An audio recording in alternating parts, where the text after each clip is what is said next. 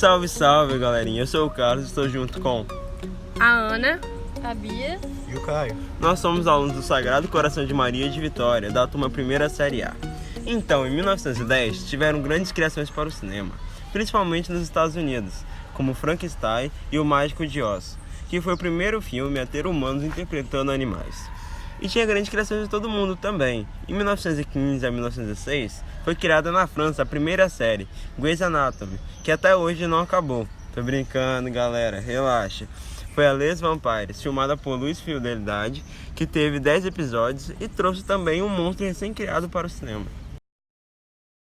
Agora, a minha amiga Ana Rúbia vai falar mais sobre o cinema. O cinema é a sétima arte e uma das mais marcantes.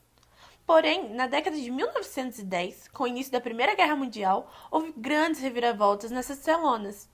Pela primeira vez, o cinema, uma tecnologia relativamente nova para a época, documentou um acontecimento de larga escala. Além disso, foi utilizado para fazer a propaganda da guerra a fim de recrutar jovens, incentivar a doação de dinheiro e de objetos de valores, para custeá-la e também aumentar a participação das mulheres nas fábricas, já que os homens que exerciam tais funções estavam no conflito armado. Isso gerou grande mudança no sentimento da população em relação à sua pátria. Tava tudo muito bom, o cinema melhorava até iniciar a Grande Guerra, que hoje é chamada de a Primeira Guerra Mundial. O cinema alemão possuía grandes avanços, mas no pós-guerra os Estados Unidos tinham um cinema incomparável. Isso fez uma hegemonia que dura até hoje. Agora a Ana Rúbia vai falar sobre Georges Méliès, que é muito importante para o cinema. Georges Méliès é considerado o pai dos efeitos especiais e criador de mundos fantásticos. Fez mais de 500 filmes e inaugurou o primeiro estúdio de cinema na Europa. Ele é citado em um recente filme inspirado no livro juvenil de aventura, escrito pelo norte-americano Brian Sinek, A Invenção de Hugo Cabret, onde Hugo leva Isabelle ao cinema, lugar onde Jorge, seu padrinho, a proibia de ir, entrando clandestinamente através das habilidades de Hugo em abrir portas. Com o passar da narrativa, Isabelle usa como colar a chave que ele necessita para fazer o autômato funcionar, presente de seu falecido pai. Ele acaba desenhando uma cena emblemática do filme Viagem à Lua, um dos pioneiros de Georges Méliès. Quando o autômato escreve a assinatura finalizando o desenho, Isabelle reconhece, perplexa, a caligrafia de seu padrinho, George. Ele usou de suas habilidades ilusionistas dos tempos de mágico para fazer efeitos especiais dos filmes, utilizando de uma imaginação fértil. No entanto, após a Primeira Guerra Mundial, afirma que seus valores mudaram e com as pessoas passaram a ver seus filmes como algo sem importância diante de um choque de realidade dos fatos ocorridos. No filme Para Império, de 1916, dirigido por George Pearson, mostra soldados cavando trincheiras e a luta na linha de frente. Em seguida, se vê cenas de soldados mortos e cidades destruídas. Na cena final, um homem está em uma agência dos Correios fazendo uma doação. O filme usa a noção de sofrimento para persuadir o telespectador à compra de bônus de guerra, uma espécie de título de investimento com rendimentos baixos, com o objetivo de levantar dinheiro para financiar a guerra. Já na década de 1920, o mundo vivia um cenário de pós-guerra.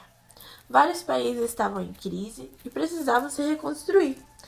Nesse período, houve a ascensão dos Estados Unidos da América, que por sua vez trouxe diversidade ao universo cinematográfico. Atores como Charlie Chaplin, Buster Keaton e Harold Lloyd estavam no auge de suas carreiras em comédia e gangsters estadunidenses. Chaplin foi um dos autores da era do cinema mudo que teve destaque pelo uso da mímica e da comédia. É bastante conhecido por seus filmes O Imigrante, O Garoto, Em Busca do Ouro, O Circo, Luzes da Cidade, Tempos Modernos, O Grande Ditador, Luzes de Revoltar e O Rei de Nova York. Nos anos 20, iniciou-se a Era de Ouro do cinema americano. Nessa época, os Estados Unidos da América já tinham se recuperado do grande caos que foram os Nickelodeons, lugar onde as pessoas pagavam com moedas para assistir filmes de curta duração. Nessa época, já praticamente não existiam.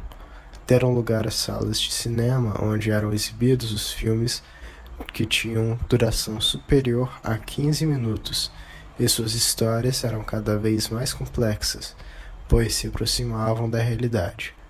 O cinema foi um grande incentivo para a reconstrução moral do país. Agora vocês vão conhecer um dos maiores gênios da animação, Walt Disney.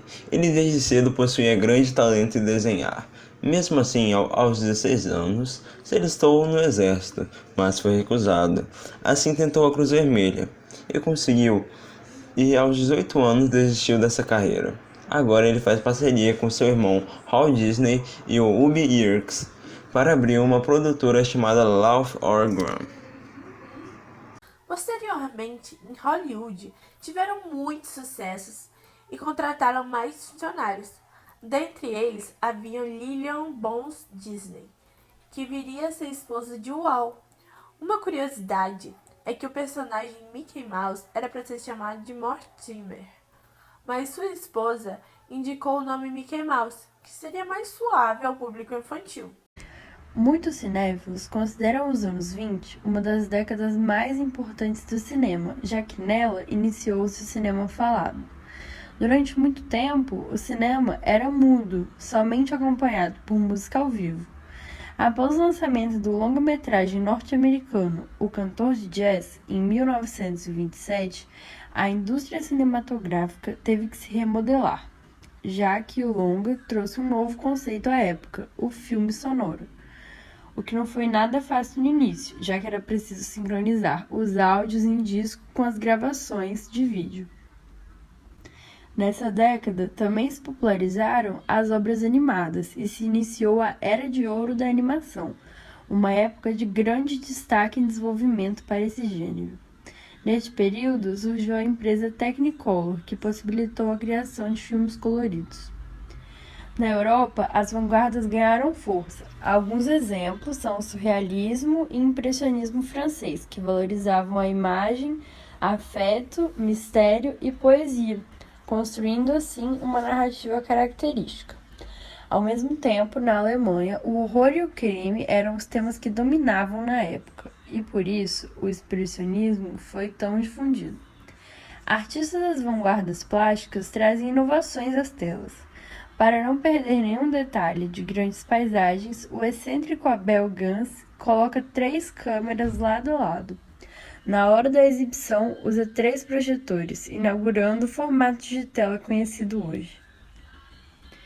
Com a introdução do cinema falado, os produtores decidem fazer do som o personagem principal do cinema. Musicais aparecem em massa e marcam o início da época de ouro do cinema americano. Mas Hollywood não viveu só de músicas. Nessa década, a ingenuidade das comédias românticas e as disputas de faroestes também preencheram as telas.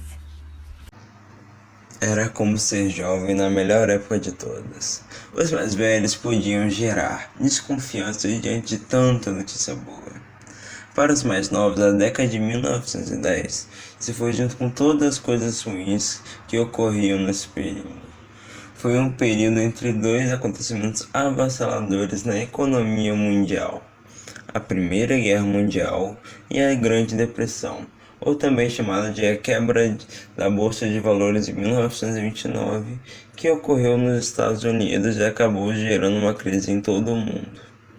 O cinema teve um papel importante nessa época, garantindo segurança e esperança para uma nação, pois cerca de 60 a 80 milhões de pessoas iam aos cinemas todas as semanas. Mesmo com a economia do país despedaçada, os filmes sustentavam os ânimos dos cidadãos, desesperados com o desemprego e a miséria. Serviam como uma forma de distrair a população dos problemas, reforçando os valores antigos e despejando o radicalismo político, semelhante à antiga política de pão e circo dos romanos, que diante de um desastre econômico serviu para manter a crença no sucesso individual. Então, galera, foi isso. Até o próximo podcast. Galera do Sagrado finalizando.